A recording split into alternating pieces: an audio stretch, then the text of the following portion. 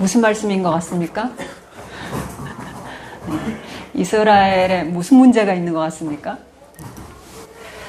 여러분, 얼마 전에 어떤 단체가 우리나라 인구가 계속 감소하잖아요. 그래서 인구를 감소가 하니까 폐지돼야 할 TV 프로가 있다. 뭐가 폐지돼야 될 것 같아요? 인구가 감소하는 이 현상 앞에. 나 혼자 산다. 나 혼자 산다. 왜 그럴까요? 혼자 사는 게 너무 편해 보이죠. 반면에 결혼지옥 보셨어요? 결혼지옥. 진짜 지옥 같아요, 결혼 생활이. 그러니까 그 이혼 위기에 있는 가정을 직접적으로 카메라를 달아서 이렇게 보는 프로인데, 그죠? 그 오은영 씨가 막 상담해줘. 요즘에 이혼 숙녀 캠프라고 또 있어요. 이혼 위기의 가정이 신청을 해서 그 가정의 문제점을 들여다봐서 어떻게 하면 회복될 수 있을까? 실제적으로 이혼하면 어떻게 재산 분할할까? 이걸 실제적으로 경험하는 그 이혼 숙녀 캠프가 있거든요. 그런 프로들 보면 결혼할 생각이 딱 없어지죠. 그런데 나 혼자 산다 딱 보면 혼자 사는 게 세상 좋아 보여요. 자기 하고 싶은 대로 하고 자유롭게 막 살아가니까. 그래서 인구 감소를 염려하는 단체들이 이 프로들을 방영 금지해야 된다. 이런 얘기들을 하고 있는데, 그렇죠. 지금 우리가 당면한 이 시대의 가장 큰 문제는 이제 가정이 해체되는 거죠. 1인 가구가 굉장히 많이 늘어나고 있지 않습니까? 1인 가구라는 것은 결혼을 안 하는 것이죠. 그리고 결혼을 하더라도 2023년의 통계에 19만 건 결혼해서 10만 건이 이혼했대요. 그러면 50%가 넘죠. 그러니까 두 쌍 중에 진짜 한 쌍은 이혼을 하는 것이죠. 여러분, 우리는 그런 시대를 살아가고 있습니다. 여러분, 크리스천은 그 문제에 자유로울 수 있을까요? 이혼하고 싶잖아요. 여러분, 사람은 자기가 살아가는 시대 흐름에 절대적으로 영향을 받게 돼 있어요. 그래서 이거는 믿는 자도 마찬가지로 이혼이라는 것은 실질적인 현실의 문제고, 이혼이 그렇게 심각한 문제로 우리가 체감이 되지 않는, 왜? 너무나 보편적으로 많이 일어나니까. 그게 크리스천에게도 동일한 위기의 문제가 되고 있다라는 것이죠. 근데 성경을 보니까 사실 가정의 위기는 오늘날의 2000년대 문제가 아니라 성경에서 말씀하시고 있는 이 가정의 위기는 태초부터 있었죠. 아담과 하와가 하나님께서 가정을 이루고 살게 하셨는데 선악과 먹고 나서 바로부터 가정의 위기가 생기죠. 서로를 어떻게 봐요? 저 인간 때문에 내가 선악과 먹었다. 저 인간이라 하잖아요. 그죠? 예, 태초부터 가정은 위기에 놓인다라는 것이죠. 예수님 시대에 예수님 앞에 많은 사람들이 와서 이 문제를 물어봅니다. 마태복음 19장에 보면 바리새인들이 예수께 다가와서 세 번역인데요. 이렇게 물어봅니다. 무엇이든지 이유만 있으면 남편이 아내를 버려도 됩니까? 여러분, 이 문제를 왜 들고 나왔겠습니까? 이 당시에도 이러한 사회적인 문제가 이슈가 크다라는 것이죠. 그러니까 예수님이 사람을 창조하신 분이 처음부터 그들을 남자와 여자로 지으셨다. 그러므로 그분이 이렇게 말씀하셨다. 그러므로 남자는 아버지와 어머니를 떠나서 자기 아내와 합하여서 둘이 한 몸이 될 것이다 하신 것을 너희는 아직 읽지 못하였느냐? 그러므로 그들은 이제 둘이 아니라 한 몸이다. 하나님이 짝지어 주신 것을 사람이 갈라놓아서는 안 된다. 이렇게 예수님이 말씀하셨습니다. 근데 그러니까 이제 이렇게 물어보는 거죠. 그러면 어찌하여 모세가 이혼 증서를 써주고 아내를 버리라고 명령하였습니까? 그들이 생명처럼 지키던 모세 율법이 있잖아요. 그 모세 율법을 가지고 얘기를 하는 거. 그럼 모세는 왜 이혼 증서를 써줘서 아내를 버리라고 했습니까? 그러면 여러분, 이혼은 모세 시대에도 있었던 얘기죠. 모세 시대에도 있었던. 창세기에도 있었고 모세 시대에도 있었고 이것이 예수님 시대에도 있었고 오늘 우리가 읽은 말라기 시대도 문제가 있었고 그러니까 이제 예수님이 모세가 너희의 마음이 완악하기 때문에 아내를 버리는 것을 허락하여 준 거지 본래부터 그런 게 아니다. 너희들 마음이 워낙 완악해서 이러한 것들이 일어난 거지 본래는 그렇지 않다. 내가 너희에게 말한다. 음행한 까닭이 아닌데도 아내를 버리고 다른 여자에게 장가드는 사람은 누구나 간음한 것이다.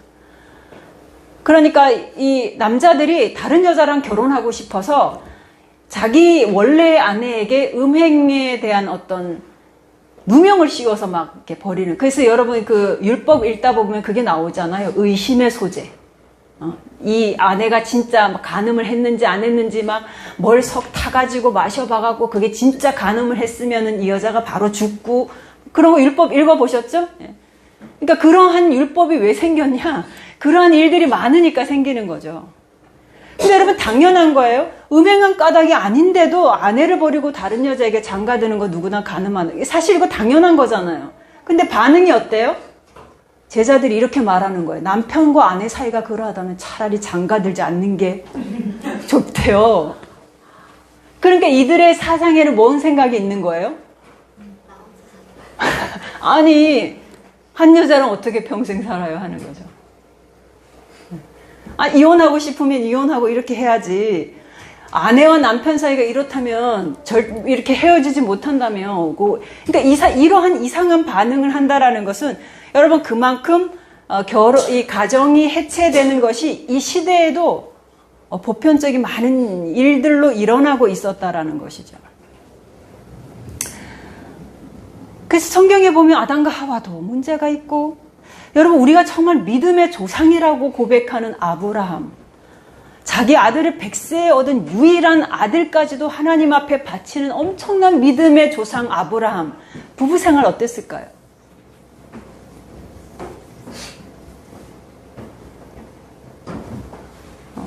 자기 살기 위해서 부인을 나 오늘 너를 누이라고 얘기할 거야. 사라가 좀 속 좀 썩였을 것 같아요. 위기만 오면은 난 너를 누이라고 할 거야. 너 그렇게 생각해도. 그리고 여러분 그 하갈을 또 아내로 맞이해서 아브람 굉장히 우유부단하게 행동하죠. 하갈과 사레와 그 자식 밑에서 아브라함은 뭐 이렇게 되게 굉장히 우유부단하게 가정을 이끌고 가죠. 그 사라가 얼마나 속 터지겠어요. 오죽하면 내쫓으라고 할 수 없이 또 내쫓고. 여러분 엄청난 믿음의 조상도 힘든 게 부부 사이예요. 여러분 그 이삭은 하나님께서 아내 리브가를 데리고 오라 할 때 하나님이 정해준 짝이라 그래요. 리브가가. 여러분 하나님과 정해준 짝이랑 결혼하면 행복할까요? 안 할까요? 엄청 행복할 것 같죠. 날마다 웃음꽃이 피고 날마다 행복할 것 같죠. 하나님이 정해준 짝 리브가랑 결혼을 했는데 그들은 정말 행복했을까요? 쌍둥이를 낳는데 아버지 이삭은 에서를 좋아하고 엄마 리브가는 야곱을 편애해요. 세세한 것은 기록이 되지 않지만 여러분 얼마나 갈등이 있겠어요. 아니 당신은 왜 에서 편만 들어? 아니 당신은 왜 야곱을 자꾸 품 안에 끼고 돌아? 그러니까 제가 저 모양 저 꼴이지. 결국에는 리브가가 어떻게 합니까? 야곱을 아버지 속이게 꾸미잖아요. 나이 들어서 이삭이 그걸 알고 얼마나 뒷목 잡았을까요? 저놈의 옆에 내가 평생 야곱을 편애하더니 급기야는 이런 사단까지 만드는구나. 여러분 부부 사이는 쉽지 않아요. 네. 우리 오늘 본문에 보니까 말라기 시대 창세기에서부터 그 엄청 장구한 세월이 흐른 그 구약의 마지막 시대를 보니까 여기도 별다를 게 없다. 동일한 위기를 겪고 있는데 그게 뭐냐면 가정의 이혼의 위기다. 한결같이 그런 것 같아요, 여러분. 죄인이 가정을 이루는데 그게 뭐 시대를 불문하고 장소를 불문하고 문제가 일어나지 않겠습니까? 죄인이 가정을 이루는데. 오늘 말라기 시대를 보니까 동일하게 가정에서도 이방신을 믿는 딸과 결혼을 해서 이방신을 믿는 딸과 결혼을 하니까 남자들은 거의 이방신에게 넘어가고 있어요. 그 이방신을 믿는 딸과 결혼해서 이방신을 믿기도 하고 그리고 또 결혼을 했는데 아내를 또 버리고 이혼을 하고. 이 당시에 여러분 이혼을 하면 여자는 두 삶을 살 수 있어요. 노숙자나 창녀로 살아야 돼. 노숙자나 창녀로 살아가는, 그러니까 이혼은 엄청나게 여자에게 고통의 삶이에요. 남성 중심 사회에서 이 남자들은 자기 편애를 위해서 자기가 좀 마음에 드는 여자 있으면 자기의 아내를 버리면 아내는 이제 나가서 노숙자로 살든지 창녀로 살아가는 이렇게 되는 거죠. 그래서 하나님이 이 가정 유지에 절대적인 책임이 있는 남자들에게 하시는 말씀이에요. 나는 그것을 용서하지 않겠다. 여러분 태초부터 지금까지, 지금 2024년 지금까지 참 가정은 항상 위기 가운데 놓여 있습니다. 왜 가정은 항상 이렇게 위기 가운데 놓여 있고, 그렇다면 위기의 이 놓인 가정을 어떻게 하면 지킬 수 있을까요? 가정은 무엇으로 유지되는 걸까요? 결혼은 사랑으로 유지할 수 있다. OX.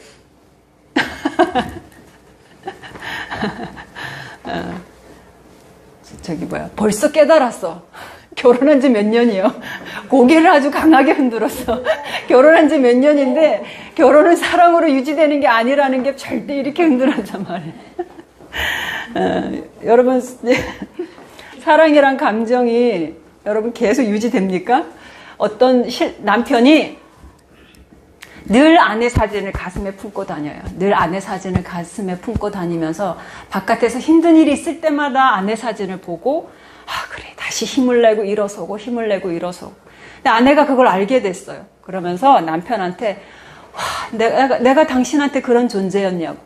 당신한테 그렇게 힘들 때마다 나를 보면서 이렇게 힘을 내고 일어서는 내가 그런 존재였냐고. 막 이렇게 의기양양하면서 남편한테 얘기하니까 남편이 이런 알지도 못하는 것. 당신 사진 볼 때마다 이보다 더 큰 문제가 어디 있으리. 당신 얼굴만 보면 그래 이 문제는 아무것도 아니요. 이 더 큰 문제가 있는데 이러면서 힘든 일 있을 때마다 아내 사진을 보면서 힘을 얻고 다시 일어선다는. 여러분 원수는 사랑할 수 있는데 배우자는 사랑하는 게 굉장히 어려워요. 여러분 나가서 원수 사랑할 수 있어요. 근데 내 가정에 들어가서 배우자를 사랑한다라는 건 굉장히 어려운 일이에요. 결혼식의 핵심은 사실은 서약이죠. 서약식. 결혼식 하면 다 서약하잖아요. 서약을 하는데 서약 어떻게 서약합니까? 신랑 나 누구누구는, 신부 나 누구누구는 기쁠 때나 슬플 때나 힘들 때나 이 사람을 사랑하고 이 사람과 함께하고 이 사람을 존중하고 이렇게 서약을 하는데 누가 그 서약을 지키죠? 누가 그 서약을 중요하게 생각하죠? 네? 살다 보면 힘든 일 생길 때 바로 누가 그 서약을 생각하냐고요. 해고당하고 빚지고 아프고 뭐 힘든 일 생길 때 누가 그래 우리 결혼식 때 그 서약했지. 힘들 때나 아플 때나 괴로울 때나 내가 이 사람과 함께하고 이 사람 사랑하고 이 사람 존중하고 이렇게 하겠다. 그 서약했지. 그래 나 지켜야 돼. 누가 그런 생각해요?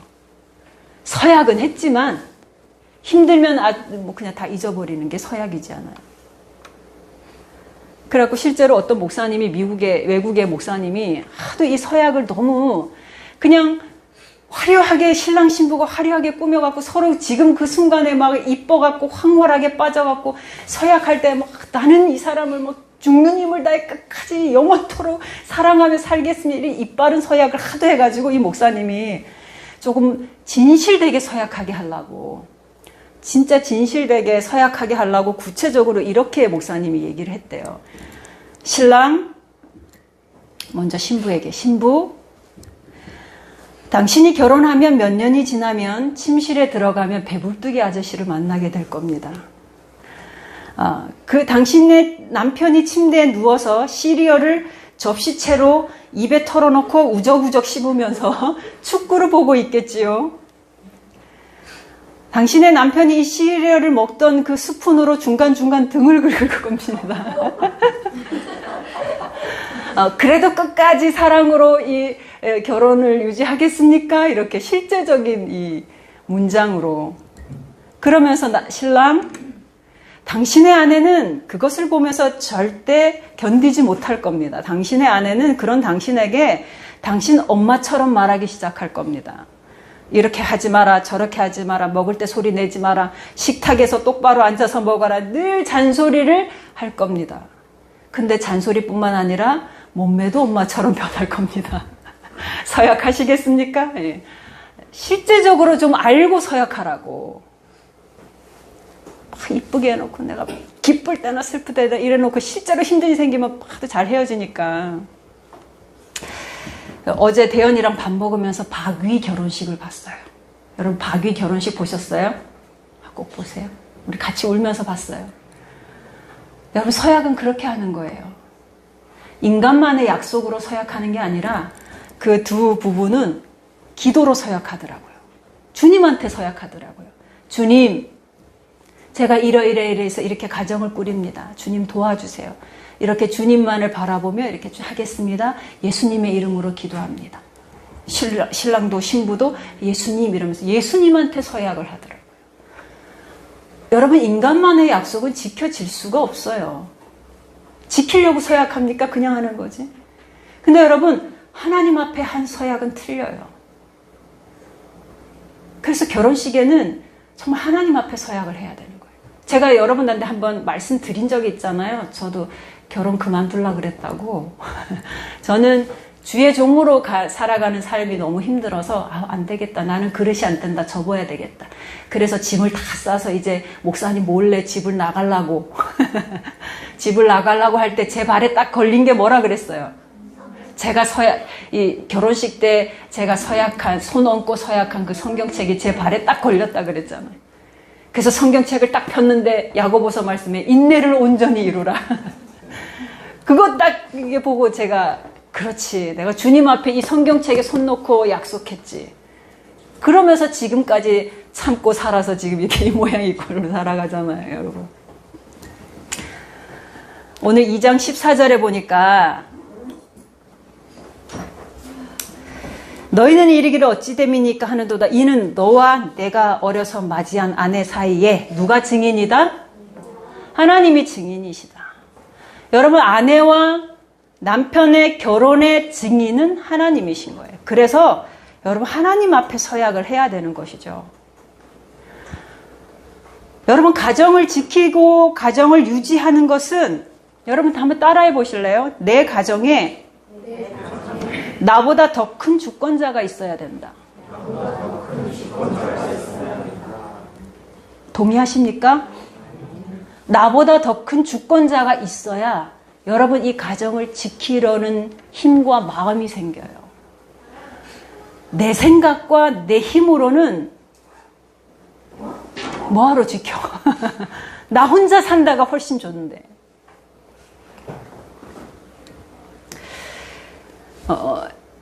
오늘 이 말라기서를 보니까 왜 이 가정에 위기가 왔을까? 그 원인을 근본적으로 따라가 보니까 1장에서부터 보니까 말라기 시대에 무슨 일이 일어났냐면 1장 2절에 보니까 하나님이 내가 너희를 사랑했다 하나 너희는 어떻게 우리를 사랑했습니까? 하고 이들은 하나님의 사랑을 의심하고 믿음이 떨어지고 그래서 1장 13절에 보니까 하나님과의 관계가 멀어지니까 13절에 만군의 여호와가 이르노라 너희가 또 말하기를 이 일이 얼마나 번거로운고 하며 코웃음 치고 훔친 물건과 저는 것 병든 것을 가져왔느니라 너희가 이같이 봉헌물을 가져오니 내가 그것을 너희 손에서 받겠느냐. 이들의 가정이 왜 이렇게 하나같이 위기가 왔냐 보니까 하나님과의 관계가 위기가 왔더라는 것이죠. 하나님과의 관계가 위기가 온 것이 어디에서 드러나냐면 예배를 통해서 드러나는 거예요. 아, 번거롭다. 아, 또 교회 가야 돼? 또 예배 드려야 돼?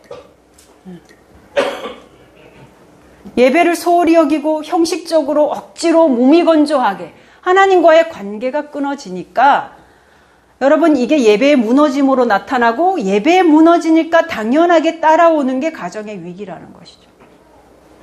그러니까 여러분, 거꾸로 환산을 해보면 가정을 그러면 지키는 근원은 어디에 있는 거예요?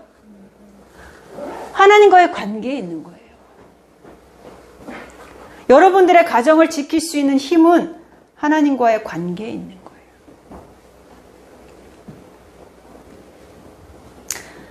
우리 교회는 부부가 몇 가정이 있습니까? 부부가 있는 분 손 들어보세요. 하나, 둘, 부부가 없잖아요, 부부. 아예 신랑, 남편, 아내 이렇게 있는 부부. 한 커플, 두 커플, 세 커플, 네 커플, 다섯 커플. 많네요, 꽤 많네요. 자, 손 든 분 계속 들어봐 보세요. 부부가 있는 분들. 손 안 든 분은 부부가 아닌가 봐.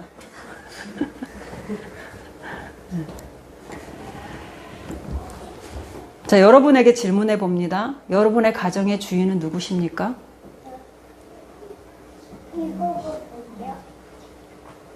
여러분 가정의 왕은 누구십니까? 남편이에요? 아내예요? 자식이에요? 네?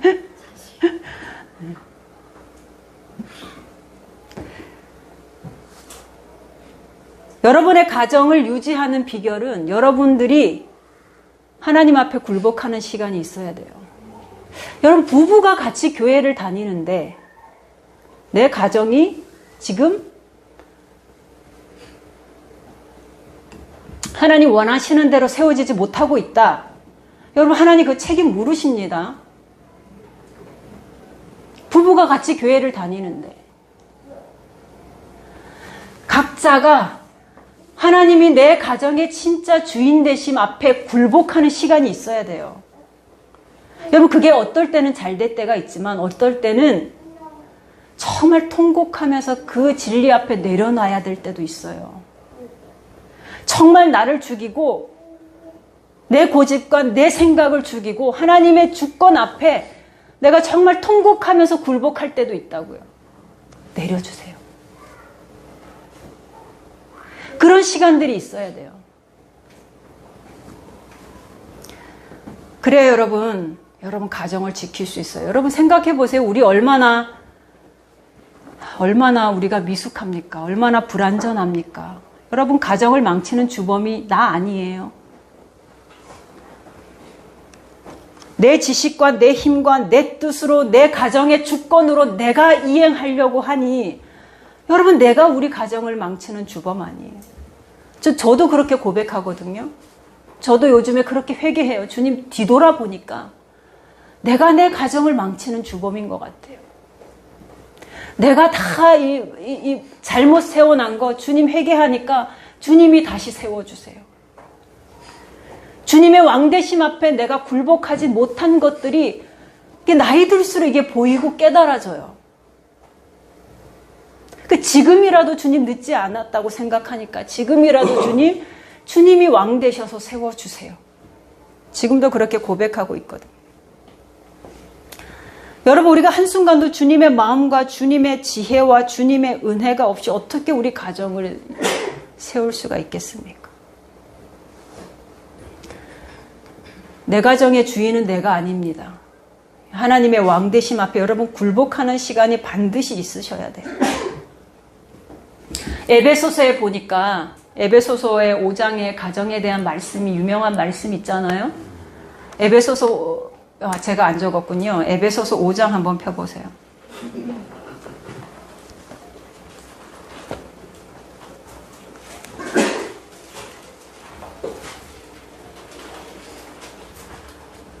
에베소서 5장 22절부터 보면 아내들이여 자기 남편에게 복종하기를 주께 하듯 하라. 이는 남편이 아내의 머리됨이 그리스도께서 교회의 머리됨과 같음이니 그가 바로 몸의 구주시니라. 그러므로 교회가 그리스도에게 하듯 아내들도 범사에 자기 남편에게 복종할지니라. 남편들 아내 사랑하기를 그리스도께서 교회를 사랑하시고 그 교회를 위하여 자신을 주심같이 하라. 이는 곧 물로 씻어 말씀으로 깨끗하게 하사 거룩하게 하시고 자기 앞에 영광스러운 교회로 세우사 티나 주름 잡힌 것이나 이런 것들이 없이 거룩하고 흠이 없게 하려 하심이라. 이와 같이 남편들도 자기 아내 사랑하기를 자기 자신과 같이 할지니 자기 아내를 사랑하는 자는 자기를 사랑하는 것이라. 누구든지 언제나 자기 육체를 미워하지 않고 오직 양육하여 보호하기를 그리스도께서 교회에게 함과 같이 하나니 우리는 그 몸의 지체임이라. 그러므로 사람이 부모를 떠나 그 아내와 합하여 그 둘이 한 육체가 될지니 이 비밀이 크도다. 나는 그리스도와 교회에 대하여 말하노라. 그러나 너희도 각각 자기 아내 사랑하기를 자신같이 하고 아내도 자기 남편을 존경하라. 아내와 남편의 사이의 관계에 대해서 이렇게 얘기를 하면서 예수님과 교회의 관계를 비유해서 얘기를 하고 있거든요. 그러니까 거의 동일시하면서 얘기를 하고 있어요. 저는 이 말씀을 볼 때마다 가정도 길과 진리와 생명은 예수님이구나. 가정의 해결도, 가정에 지키는 것도, 가정을 유지하는 이 가정에서의 길과 진리와 생명도 예수님이구나. 여러분, 주님이 교회를 어떻게 사랑하시는지, 주님의 사랑이 어떤 건지, 주님이 십자가 용서를 내가 조금 경험할 때, 여러분, 내 가정에서 용서가 조금 나올 수 있어요. 예수님 앞에서 나를 용납해 주시는 그 예수님의 십자가 사랑을 내가 부음받을 때, 내 가정에서 용납이 가능하게 돼요. 내가 주님의 사랑을 받으면 그 받은 사랑이 공급되어야 여러분 가정에서 그것을 조금이라도 할 수 있어요. 내 눈에 안 차고 내 마음에 안 들고 이래도. 그러니까 핵심은 뭐냐? 우리 눈과 우리 마음을 바꿔주셔야 되는데 어떻게 바꿔주느냐? 어디에 뭐 교양 강의를 듣고 우리가 바뀔 수 있느냐? 진짜 우리의 눈과 마음을, 마음판을 바꿀 수 있는 비결은 여러분 예수님의 십자가 사랑이라는 것이죠.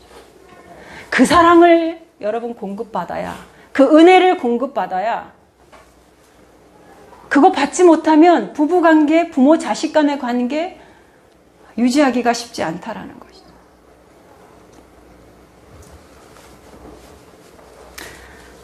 그래서 여러분 가정의 모든 문제에도 길과 진리와 생명은 예수님만이 답이다라는 것이죠. 그래서 예수님의 그 십자가 은혜와 사랑과 용서와 용납과 포용과 이 모든 것들을 공급받는 시간이 나한테 있어야 돼요. 하나님 앞에 굴복하는 시간도 있어야 되고 이 주님의 사랑을 공급받는 시간이 있어야 되는 거죠.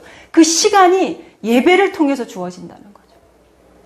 개인적인 기도의 경건 시간을 통해서도 주어지고 공적인 이 예배의 자리를 통해서 우리가 주어진다라는 것이죠. 하나님 앞에 정말 깊이 회개할 때도 있고 찬양하면서 정말 하나님과의 관계가 회복이 돼서 주님이 나의 왕되심이 회복이 될 때가 있고 주님의 그 한량없는 나를 그냥 있는 그 상태로 그냥 받아주시는 그 주님의 은혜와 십자가 사랑이 부어질 때가 있고 그래서 여러분 예배가 중요하다는 거죠. 아까 우리 말라기에 예배가 무너지니까 가정이 무너지잖아요. 왜? 예배는 하나님과의 관계가 회복되는 통로니까. 그래서 여러분 삶의 위기의 중심에도 예배가 있고 회복의 중심에도 예배가 있는 거예요. 그래서 예배는 우리 인생의 뿌리와도 같은 거예요. 뿌리와도. 여러분 이렇게 태풍이 오면 쓰러진 나무가 있고 쓰러지지 않은 나무가 있는데 쓰러지지 않는 나무들은 뿌리가 깊지 못해요. 우리 인생에 태풍이 몰아칠 때, 내 가정에 태풍이 몰아칠 때 여러분 우리가 쓰러지지 않을 수 있는 것은 우리에게 뿌리가 깊게 잡혀야 되는데 그 뿌리는 예배를 통해서 뿌리가 깊어진다라는 것이죠. 예배를 여러분 관람하지 마세요. 예배는 관람하라고 있는 게 아니에요. 예배는 하나님과 관계 속으로 들어가는 거예요. 내 진심으로 회개가 들어가고 내 삶이 들어가고 내 고백이 들어가고 내 진심의 찬양이 들어가고 말씀이 떨어지면 이 말씀을 붙들고 내 삶의 현장으로 가고 실제적인 예배가 살아있는 예배, 살아계신 하나님이기 때문에 살아있는 예배를 드려야 된다는 거예요. 죽은 예배가 아니라 관람이 아니라 팔짱 끼고 관람하는 게 아니라 그 통로로 하나님이 주신 것이죠. 그래서 여러분 클릭해 보세요. 가정의 근원은 가정을 지킬 수 있고 가정을 유지할 수 있는 근원은 하나님과의 관계에 있다. 그 하나님과의 관계는 예배를 통해서 회복이 된다. 예배를 통해서 공급받으셔야 돼요. 주님의 사랑을 공급받으셔야 돼요. 제가 그랬잖아요. 원수는 사랑할 수 있어도. 그렇게 된다니까요. 네? 예배를 통해서 주님의 십자가 사랑이 공급이 돼야 우리는 그걸 가지고 가정 속에 들어갈 수가 있어요. 두 번째 클릭해 보세요. 여러분, 가정의 목적이 재설정돼야 돼요. 여러분, 결혼 왜 합니까? 결혼해요. 내년에 결혼한다고요? 결혼 왜? 나이가 차서? 외로워서? 행복하려고? 좋아서? 아까 그랬잖아요. 사랑의 감정이 오래 안 가더라고. 이 왼수 이러고 사진 본다고. 결혼, 혜수 선생님, 결혼 왜 할 거야? 결혼 왜 할 거야? 결혼의 목적이 여러분의 행복이 아니에요. 그래서 행복하지 않으면, 사랑이 식으면, 나 사랑이 내 결혼의 목적이었는데, 결혼해보니 이 사랑이 오래 가지 않네? 그럼 어떻게 유지할 거예요? 다른 사랑하는 사람을 찾아 헤맬 거예요? 오늘 말라기 말씀 보니까 여러분 2장 15절 보세요. 2장 15절 다 같이 읽습니다. 시작. 다 안 찾았군요. 다시 말라기 2장 15절 시작. 너희는 영이 충만하였으나 오직 하나를 만드지 아니하셨느냐? 어찌하여 하나를 만드셨느냐? 이는 경건한 자손을 얻고자 하시니라. 그러므로 내 신령을 삼가 지켜 벌써 맞아 하나님에게 거짓을 생각하지 마시니라. 하나님은 영이 충만하셔서 아담에게 여자 여러 만들어줄 수 있어요. 근데 왜 달랑 하나 만들어줬냐? 어찌하여 하나만 만들어줬냐? 뭘 얻기 위해서? 경건한 자손을 얻기 위해서. 태초에 하나님이 아담과 하와를 만드시고 가정을 이루게 하시면서 생육하고 번성하라. 여러분, 하나님 나라를 이 땅에서 우리는 세워야 할 비전이 있거든요. 그게 하나님의 비전이고 우리의 사명이거든요. 이 땅에 하나님 나라를, 하나님 뜻이 이 땅에 이루어지는 하나님의 나라를 이 땅에서 세워야 하는 비전이 있단 말이죠. 그게 하나님의 비전이고 하나님의 자녀들의 사명이에요. 근데 하나님의 나라가, 요즘 우리나라 위기가 뭐예요? 인구가 없잖아요. 인구가 없으면 나라가 세워질 수 없잖아요. 하나님의 나라를 세워가려면 사람이 있어야죠. 사람이 없는데 손은 누가 키워? 근데 사람이 없는데 누가 하나님의 나라를 세워나는 것이죠. 곳곳에 흘러 들어가서 하나님의 나라를 세워야 하는데 절대적으로 인간이 필요하다라는 것이죠. 다음 슬라이드 있나요? 여러분, 이게 이슬람은 일부 다처제라서 자식들 계속 많이 낳잖아요. 뭐 여기는 2100년도에서 이게 따라잡을 거라고 얘기하지만 여기 기독교는 천주교, 뭐 동방정교회 기독교가 다 포함된 거예요. 그럼 실질적으로 개신교만 따져보면 여러분 이거 벌써 이제 따라잡히는 건 얼마 남지 않았어요. 그럼 이렇게 바뀌는 계기가 뭐예요?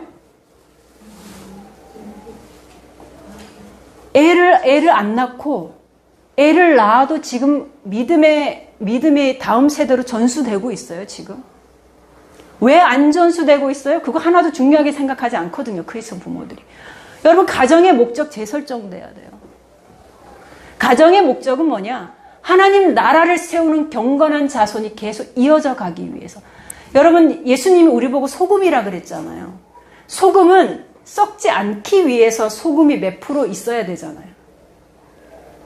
우리가 계속 경건한 자손을 이어가야 되는 것은 세상에 하나님 인정하지 않고 하나님을 대적하는 이 세상 나라에서 이 세상 나라가 더 이상 썩지 않게 경건한 자손의 비율이 계속 있어야 된다고. 안 그러면 계속 썩어지고 타락하는 거예요, 세상은.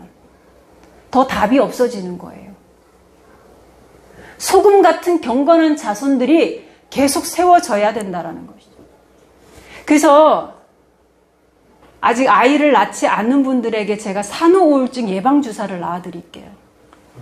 여러분, 아이를 낳아서 아이를 키우는 것은 여러분이 태어나서 가장 가치 있는 일이에요. 여러분들이 태어나서 가장 의미 있고 가장 왜 산후우울증 걸려요? 왜 여성들이 세상 경력과 단절되는 것을 두려워하고 힘들어해요? 그걸 가치 있게 생각하니까. 세상 속에 내가 이것보다 이것이 내 인생이 정말 중요한 건데 그게 딱 단절되는 느낌을 받으니까 내가 지금 하고 있는 것들이 이게 무의미하게 느껴지고 이게 힘들게 느껴지고 이게 가치 없게 느껴지고 그래서 우울증이 오고. 여러분들이 아이를 딱 놓고 아이를 키울 때 물론 힘들죠. 인간 키우기 제일 어려워요. 힘들지만 내가 태어나서 가장 의미 있고 가장 가치 있고 가장 중요한 일을 한다. 이렇게 생각하면 산후우울증 안 걸릴 거예요. 저 확신합니다. 제가 그런 거 없었거든요. 이것이 무엇보다도 중요하다. 그렇게 저는 생각을 하고 있거든요. 그러니까 내가 태어나서 제일 가치 있는 일이라고 생각하세요. 애를 놓고 애 키우고 힘들 때마다. 여러분 좋은 학원 보내고 좋은 옷 입히고 좋은 거 먹이고 좋은 대학 보내는 거 부모가 할 일이지요. 그러나 믿음으로 사는 삶을 여러분 전수해 주셔야 돼요. 학교 공부만큼이라도 좀 신앙교육을 중요하게 생각해 보세요. 사실은 더 중요하게 생각을 해야 되는데 여러분 살아보셔서 아시잖아요. 인생이란 게 호락호락하지 않잖아요. 여러분 정말 인생 살기 힘들 때 내가 애운 수학 공식 하나가 나에게 힘을 주던가요? 영어 단어 하나 더 아는 게 여러분 인생 정말 힘들 때 그게 정말 여러분에게 도움을 주던가요? 여러분 인생에서 정말 필요한 것은 주님이에요. 그 주님을 자식에게 전수해 주셔야죠. 여러분 가정의 존재 목적이 재설정되시기 바랍니다. 재설정되셔야 여러분 내가 정말 이 아내와 남편과 결혼해서 힘들지만 하나님의 나라를 같이 꿈꾸고 아까 보셨던 하나님과의 관계 속에서 오늘도 주님의 사랑을 공급받아서 어떻게 하면 조금이라도 그런 것들을 해보려고 애쓰다가 또 결시로 자녀를 낳고 그 자녀에게 또 신앙 전수를 해주고 이 자체가 예배라고요. 그래서 오늘 제목이 소중한 예배처 제가 가정이라고 말씀드렸는데 가정에서 각 잡고 앉아서 예배를 드리지 않아도 존재 목적이 딱 그렇게 되면 존재 자체가 예배가 되는 거예요. 신앙을 전수하려면 부모가 제대로 예수 믿어야지. 부모가 제대로 믿지도 않으면서 그게 신앙이 전수가 돼요. 그리고 또 하나 여러분에게 이렇게 조금 권면드리고 싶은 것은 예수님이라는 어떤 신앙이 전수되게끔 부모의 좀 권위를 확보해 두셔야 돼요. 부모의 권위가 없으면 부모의 말이 자녀에게 잘 안 들어가거든요.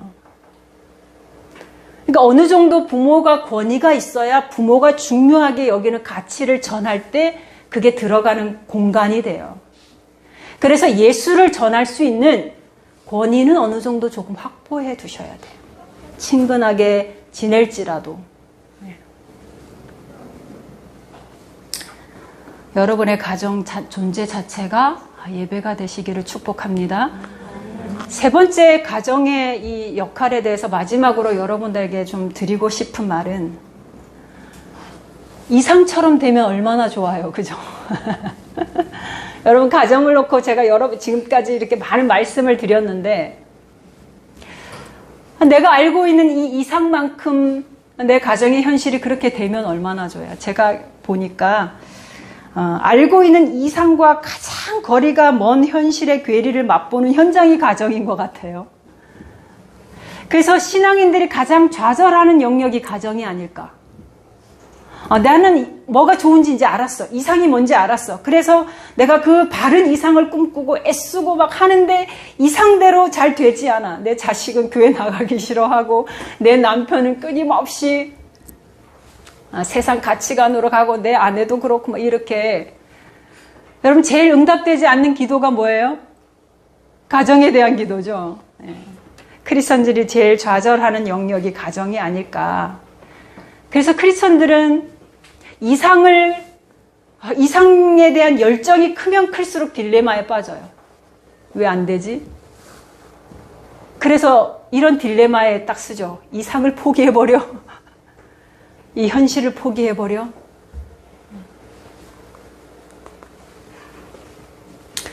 포기할 수도 없고 계속 끌고 가기에는 또 너무 버겁고 너무 잘 알죠? 그게 우리가 당면한 현실이죠. 아마 그렇게 생각하시는 분들도 있을 거예요. 아니 당신은 목사 둘이서 가정을 이루는데 뭐가 어려워?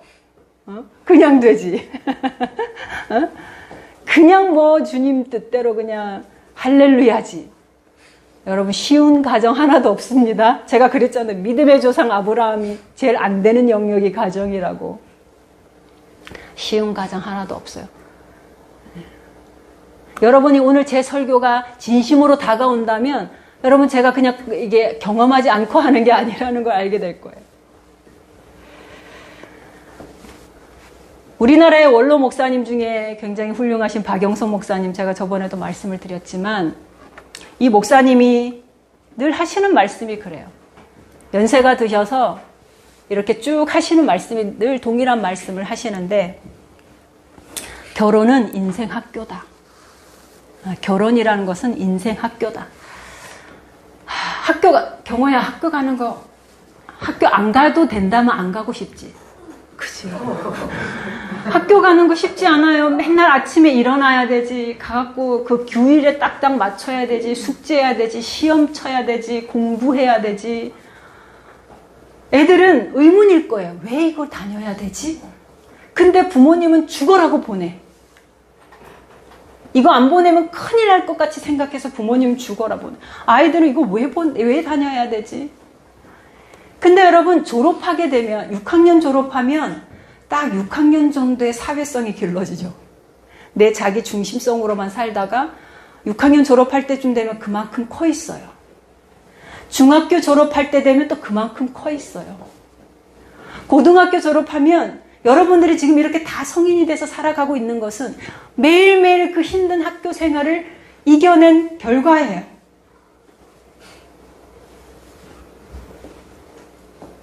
너무너무 힘들지만 내가 그것을 감당하면서 뒤돌아봤더니 내가 커 있더라는 것이죠. 결혼이 그런 거래요.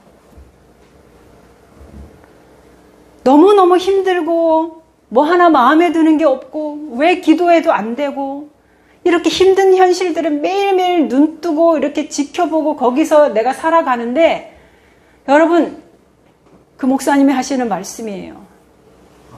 그게 인생 학교라고. 여러분이 큰데요.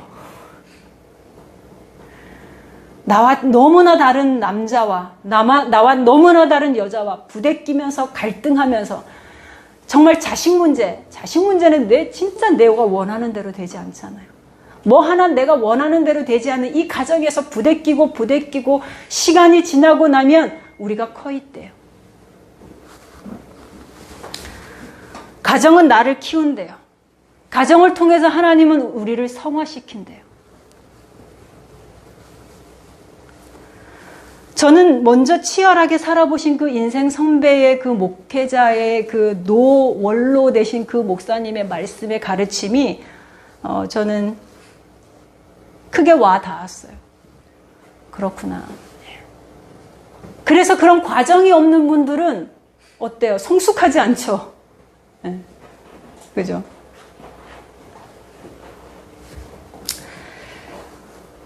여러분의 속썩이는 배우자, 여러분의 속썩이는 자식은 나를 말씀 앞에 세우는 도구래요. 내가 말씀을 붙잡고 터널 속으로 지나가게 하는 힘을 제공해 준대. 내가 나 혼자 힘으로는 도저히 넘어설 수 없는 그 담을 내 배우자 때문에, 내 자식 때문에 내가 넘어갈 수 있는 사람으로 나를 키워준대요. 맞아요? 틀려요? 동의를 안 하시는구나. 여러분 솔직해 봅시다. 내 배우자와 자식이 없으면 여러분 이만큼 성장했을까요? 여러분 사람 되셨을까요? 그러니 여러분, 나 같은 사람 구원하겠다고, 나 같은 사람 성화시키겠다고 내 가족들이 지금 쓰임받고 있는 거예요. 불쌍하게 보시기 바랍니다. 아이고, 나 때문에 하나님 손에 쓰임받고 있자니 얼마나 고생이냐. 네? 우리 자식 나 때문에 저렇게 맨날 말 안 듣고 방황하고 이게 나 성장시키자고 저렇게 쓰임받고 있네. 네? 이런 시각으로 보시면 여러분, 가정을 조금 더 품을 수 있지 않겠습니까? 예수님이 나의 주인 된 이상, 예수님이 나의 주인 된 이상, 여러분의 가정이 어떤 가정이든지 그 가정을 통해서 분명히 나의 구원을 위해서 하나님은 일하십니다. 믿으시기 바랍니다. 여러분에게 예수님이 주인 된 이상, 하나님은 그 가정을 가지고 여러분 구원하는 데 사용하신다니까요. 믿으시기 바랍니다. 그래서 그 가정을 더 긍휼한 눈으로 보시고, 여러분의 가정에 오직 길과 진리와 생명은 예수님입니다. 저는 우리 마지막 찬양을 하기를 원합니다. 마지막 찬양은 찬송가를 할 건데요. 여러분, 사철의 봄바람 불어입고 아세요? 가을바람이지만 우리의 소망이 담긴 고백으로 우리 가정을 바라보면서 하나님, 우리 가정이 이런 가정 되게 해주세요. 이런 마음을 가지고 이렇게 고백하셨으면 좋겠어요.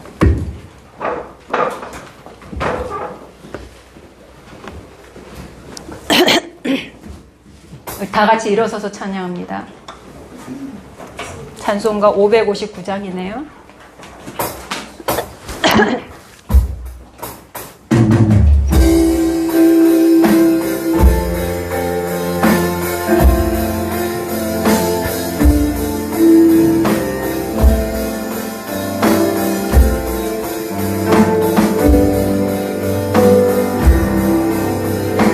사철의 봄바람 불어있고 하나님 아버지 오셨으니 믿음의 반석도 든든하다. 우리 집 즐거운 동산이라.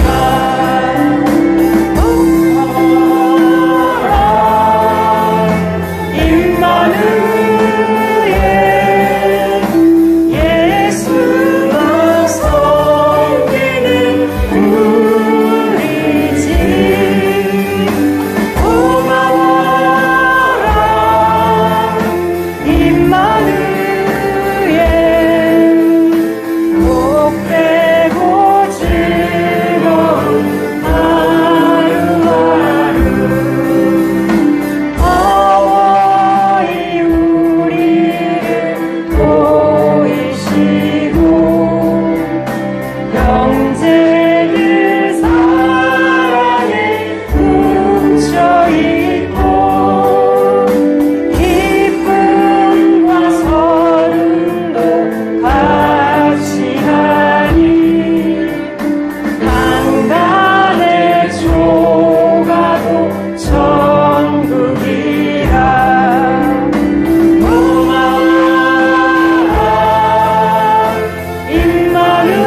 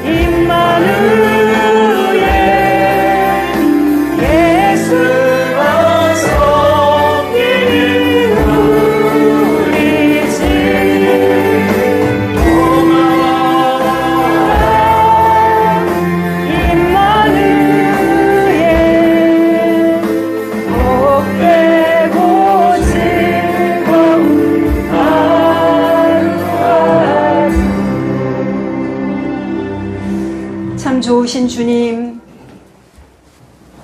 하나님 나라를 세우기 원하시는 하나님 앞에 아버지 지금 이 시대에 가정들이 다 무너지고 있고 깨어지고 있고 해체되어 가고 있습니다. 아버지 그러한 시대의 흐름에 아버지 주님을 믿는 저희들도 자유롭지 못한 채 아버지 하나님이 허락하신 우리의 가정을 온전히 저희들 잘 감당하지 못하고 있습니다. 아버지 다시금 오늘 이 찬양처럼 정말 주님을 모신 여기가 낙원이라고 고백할 수 있는 그런 가정들이 될 수 있도록 저희들에게 하나님의 사랑을 부어주시고 예수 그리스도의 십자가 은혜를 부어주셔서 맡기고 허락하신 이 가정을 주님 잘 감당하여 주님 앞에 칭찬받을 수 있는 그런 가정들 되게 해 주시옵소서. 아버지 가정이 정말 주님의 나라를 세우는데 도구가 될 수 있기를 원합니다.